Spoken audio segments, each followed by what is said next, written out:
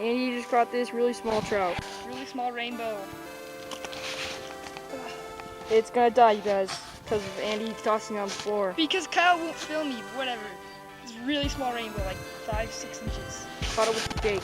Yeah, so Jake's in just right.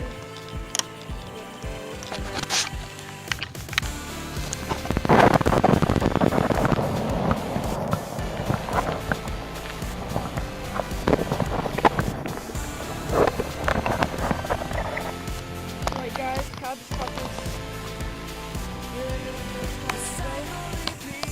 small rainbow. Lining it out. Yep. Alright, you guys just caught this little trout with the worm. So yeah, nice little rainbow. I'll go ahead and let him go. Alright, there you go. Alright, you guys, caught another trout.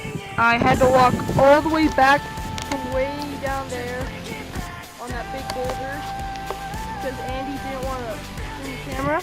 So now this fish is dying, and I decided it can be keeper size.